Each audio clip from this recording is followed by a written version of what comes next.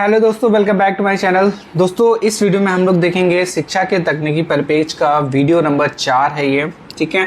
और इस वीडियो के साथ ही सेकेंड यूनिट के जो एमसीक्यू क्वेश्चन है वो कंप्लीट हो जाएंगे। फिर हमारा थर्ड और फोर्थ यूनिट बचेगा, वो भी एक एक पर डे एक कंप्लीट कर लेंगे, ठीक है। क्योंकि ये इसका एग्ज़ाम थोड़ा टाइम से होगा, मतलब कि देर से होगा।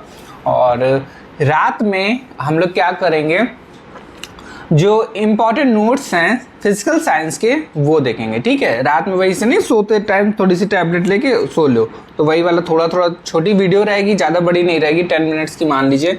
और वो हम लोग देखेंगे। 2 तो कंफर्म है, बाकी फिर आगे जितनी भी हो पाए। जैसे कि हम लोगों ने कल करी थी रात में, ठीक है, 9, 9:30, और फिर इसके बाद करी थी 10:30 पे शायद थी। तो इसी वैसे ही हम लोग देखेंगे। चलिए पहले ये हम लोग कंप्लीट कर लेते हैं। इसमें देखिए 180 से लेके 272 तक की क्वेश्चंस हैं, ठीक है। तो राउंड फिगर 90 प्लस ही क्वेश्चंस है इस पे। तो चलिए स्टार्ट करते हैं। पहला क्वेश्चन इस पे दिया गया, ऐसी परिस्थिति जो अपेक्षित अनुक्रिया के बार बार होने की संभावना में वृद्धि करती है। तो इसका आंसर क्या हो जाएगा, घनात्मक पुनर्बलन हो जाएगा। और किसने कहा है कि शिक्षण सिद्धांत शिक्षण की सामान्य विधि की व्याख्या है। तो इसका आंसर क्या हो जाएगा, ब्रूनर हो जाएगा। फिर है, पुनर्बलन के संबंध में क्या सही है। तो इसका आंसर हो जाएगा उपयुक्त सभी। यह मनोविज्ञान का शब्द है और यह एक प्रतिबंध है जो अपेक्षित अनुक्रियाओं की गति में वृद्धि करता है। और B.F. स्किनर की ओपेरेंट कंडीशन से इसी पर आधारित है। और शिक्षा में उच्च अधिगम के लिए प्रविधि है। तो इसका आंसर हो जाएगा ये सभी। सम्मेलन है, विचार गोष्ठी है और विचार समिति है। फिर इसके बाद है नेक्स्ट, परंपरागत शिक्षा के विरुद्ध मुक्त शिक्षा की क्रांति का श्रेय किस अमेरिकन विचारक को जाता है। तो इसका आंसर हो जाएगा ये सभी, डी ऑप्शन सही हो जाएगा। गुडमैन है, इवान सेलिच है और एवरेस्ट रोजर है। और दूरस्थ शिक्षा का विकास पहले किस देश में हुआ। तो इसका आंसर हो जाएगा इंग्लैंड में, ठीक है। फिर है, राष्ट्रीय मुक्त विश्वविद्यालय की स्थापना हुई। तो इसका आंसर हो जाएगा 1979 में। और फिर है, भारत में सर्वप्रथम से दूरस्थ शिक्षा विश्वविद्यालय, खुला विश्वविद्यालय कहाँ स्थापित हुआ था। इसका आंसर हो जाएगा हैदराबाद। और इंदिरा गांधी राष्ट्रीय मुक्त विश्वविद्यालय इग्नू की स्थापना हुई है तो सन 1985 में। और फिर है, खुले विश्वविद्यालय की विशेषताएं, जो विशेषता है वो क्या है, यह पारंपरिक औपचारिक विश्वविद्यालय की 4 दीवारी से मुक्त होता है। यह शिक्षा का गैर औपचारिक या निरौपचारिक अभिकरण है तथा सर्वजन सुलभ है। और खुला विद्यालय जीवन पर्याप्त शिक्षा या सतत शिक्षा को सुलभ कराने का साधन है, ठीक है। तो उपयुक्त क्या हो जाएगा, सभी ऑप्शन सही है। और सर्वप्रथम से इंग्लैंड में खुले विश्वविद्यालय का विकास कब हुआ था। तो 1969 में हो जाएगा। और फिर इसके बाद है, किसने सर्वप्रथम से बर्लिन जर्मनी में 1856 में भाषा शिक्षण का कार्य पत्राचार द्वारा प्रारंभ किया। तो किसने किया था, चार्ल्स टूसेंट ने करा था, टूसेंट ने। और भारत में किस विश्वविद्यालय में पत्राचार शिक्षा का सूत्रपात किया गया। तो इसका आंसर हो जाएगा दिल्ली विश्वविद्यालय। और उत्तर प्रदेश के में पत्राचार शिक्षा संस्थान की स्थापना कब हुई। तो आंसर हो जाएगा 1980 में। और फिर इसके बाद है, भारत का पहला समाचार वाचक किसे माना जाता है। तो आंसर हो जाएगा देवर्षि नारद को। और धरती और देवलोक के बीच संवाद हेतु कौन थे। तो नारद जी हो जाएंगे। और महाभारत के युद्ध का विवरण सुनाया था। तो किसने सुनाया था, संजय ने सुनाया था। और देवर्षि नारद का वाद्य यंत्र था। तो इसका आंसर हो जाएगा वीणा, ठीक है। फिर इसके बाद है 198 में, हम जनसंचार के आधुनिक माध्यम प्राप्त हुए हैं। तो किससे हो जाएगा, अंग्रेजों से। समाचार पत्र, रेडियो, टेलीविज़न, इंटरनेट आदि प्राप्त हुए हैं। तो किससे हुआ है, पश्चिम से। और मानव जीवन अब संभव नहीं है तो संचार के बिना। और फिर है, जनसंचार माध्यमों का सकारात्मक और नकारात्मक प्रभाव पड़ता है। तो किस पे पड़ता है, लोगों पर पड़ता है। फिर इसके बाद है, सबसे बेहतर संचार करने की क्षमता और कुशलता किस पे होती है। तो बी, मनुष्यों पे होती है। और फिर इसके बाद है टेलीफोन्स, इंटरनेट, फैक्स और समाचार पत्र, रेडियो, टेलीविज़न, सिनेमा आदि विभिन्न माध्यम है। तो कैसे माध्यम है? ये संचार और जनसंचार के माध्यम है। और फिर इसके बाद है संचार माध्यमों के विकास के कारण कौन सी दूरियां कम हो रही हैं? तो कौन सी दूरियां कम हो रही हैं? भौगोलिक दूरियां कम हो रही हैं, ठीक है। और फिर टेलीविज़न पर देखे गए क्रिकेट मैच को कहते हैं तो क्या बोलेंगे? सीधा प्रसारण बोलते हैं, लाइव जो लाइव होता है ना, लाइव टेलीकास्ट, तो वो हो जाएगा। और फिर आधुनिक जीवन की कल्पना किसके बिना नहीं की जा सकती है? तो संचार और जनसंचार के बिना नहीं की जा सकती है। और फिर इसके बाद संचार शब्द की उत्पत्ति जिस धातु से हुई है तो क्या हो जाएगा? तो चार से हो जाएगा ये। और संचार का अर्थ है तो इसका आंसर हो जाएगा चलना।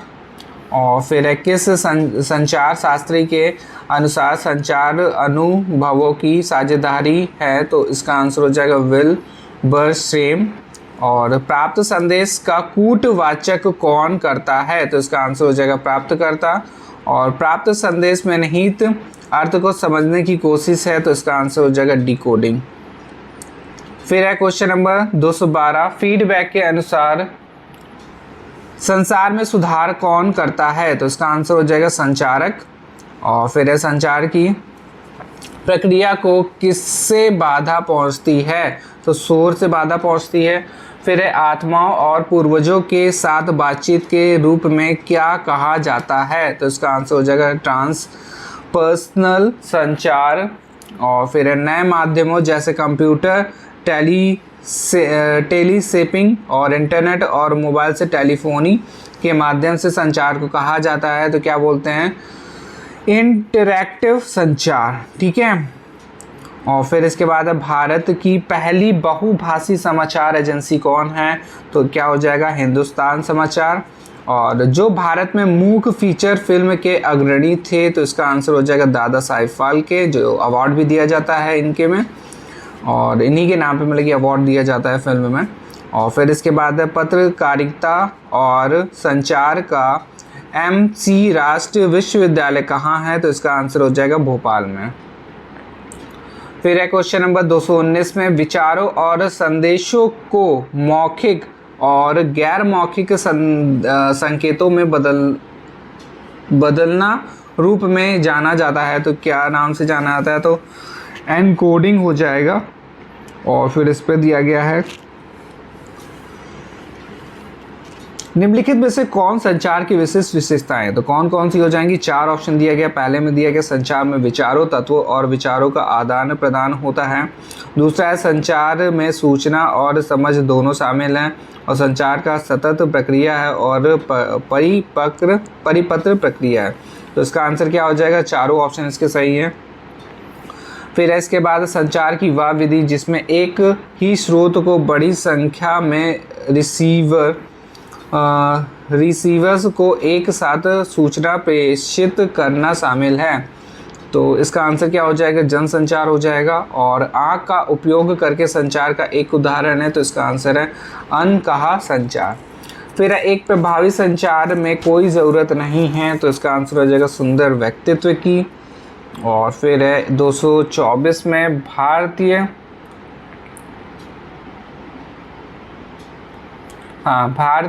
प्रेस परिषद कहाँ स्थित है? तो इसका आंसर हो जाएगा दिल्ली में। और भारत की सबसे बड़ी समाचार एजेंसी तो इसका आंसर क्या हो जाएगा? PTI है। और किस वर्ष में प्रसार भारती लॉन्च किया गया था? तो इसका आंसर क्या हो जाएगा? 1997 में करा गया था। और फिर 227 में दिया गया 1936 से पहले ऑल इंडिया रेडियो के रूप में जाना जाता था। तो कौन जाना जाता था? Indian broadcasting service. और किस वर्ष DTH सेवा शुरू की गई थी? तो इसका आंसर हो जाएगा 2004 में। और किसी संदेश की प्रक्रिया आती है तो इसका आंसर हो जाएगा दर्शक, ठीक है। 2004 में फेसबुक भी स्टार्ट हुआ था, ध्यान रखिएगा। क्वेश्चन देखिए टेक्नोलॉजिकल में आ सकता है बट कुछ बोला नहीं जा सकता है। फरवरी और 2004 में स्टार्ट हुआ था। और फिर इसके बाद 230 में क्वेश्चन दिया गया है 2004 चाहिए हो गया। हाँ, 230 में दिया गया संचार रणनीति प्रकार तैयार करने से पहले सूचना का संग्रह किसके नाम से जाना जाता है? तो इसका आंसर क्या हो जाएगा? जनमत सर्वेक्षण के नाम से जाना जाता है। और फिर निम्नलिखित में से सबसे बड़ा परिचालित दैनिक समाचार पत्र कौन सा है? तो इसका आंसर हो जाएगा ए ऑप्शन से दी टाइम्स ऑफ इंडिया। और संचार में संदेशों के स्वागत में एक बड़ी बाधा है तो क्या है? दर्शकों का रवैया। और संचार का मूल उद्देश्य क्या है? तो इसका आंसर हो जाएगा सूचित करने के लिए। फिर है सहकर्मियों के साथ आपसी समझ रखने में इनमें से कौन महत्वपूर्ण है? तो आंसर हो जाएगा प्रभावी सुनना। और निम्नलिखित में से कौन संचार का सबसे प्रभावी तरीका है? तो इसका आंसर हो जाएगा वर्बल कम्युनिकेशन।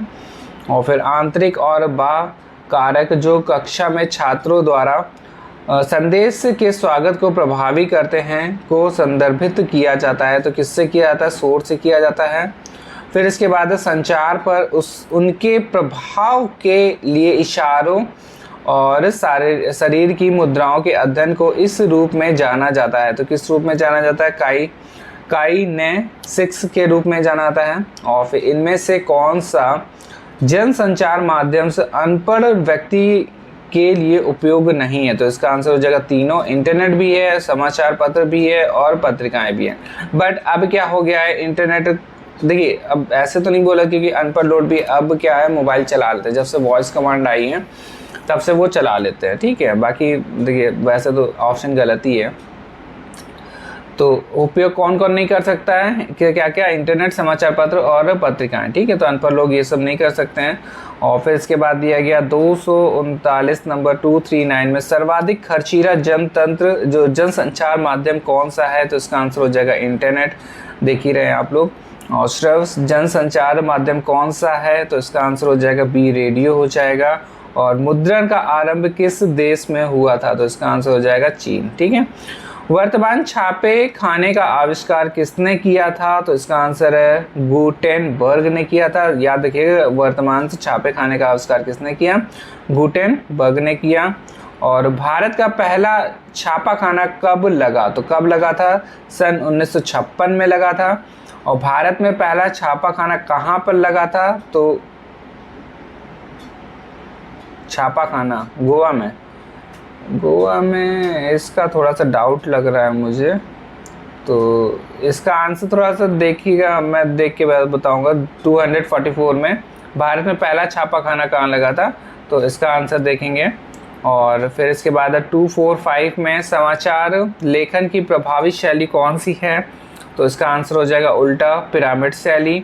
और इनमें से कौन सा उल्टा पिरामिड शैली का अंग नहीं है, बताना है इस पे।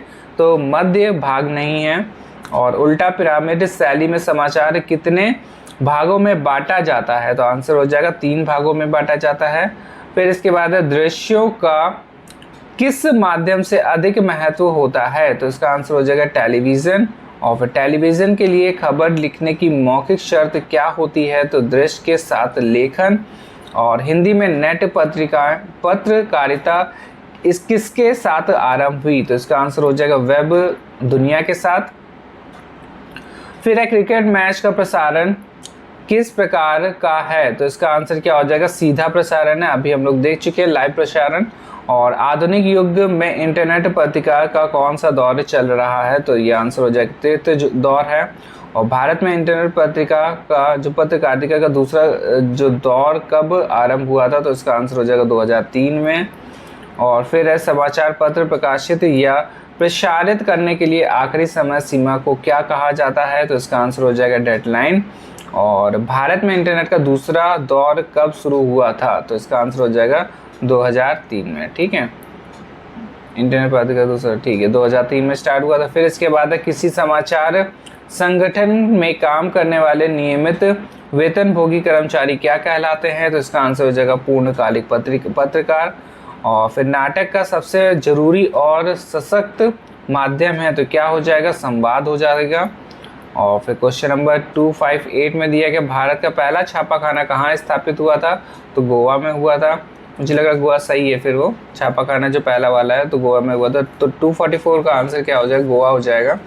तो छापे खाने का आविष्कार किसने किया था? तो इसका आंसर हो जाएगा जॉन गुटेनबर्ग ने किया था। और भारत में इंटरनेट पत्रकारिता का प्रारंभ कब हुआ था? तो इसका आंसर हो जाएगा 1993 में। ठीक है, तो ये देखिए कुछ इंपॉर्टेंट ईयर्स वाले क्वेश्चंस हैं, तो इसको आप लोग नोट डाउन कर लीजिएगा। जैसे मैंने एक वीडियो बनाई है एनवायरनमेंट की, वैसे ही मेरे ख्याल से बना लीजिए तो ज़्यादा बेटर रहेगा।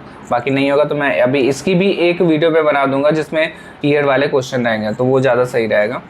और कि चारों यूनिट्स का मैं बना लूँगा तो ठीक रहेगा। फिर है इंटरव्यू के लिए हिंदी शब्द क्या है? तो इसका आंसर हो जाएगा साक्षात्कार। और ऑल इंडिया रेडियो की स्थापना कब हुई थी? तो इसका आंसर हो जाएगा बी ऑप्शन से 1936 में।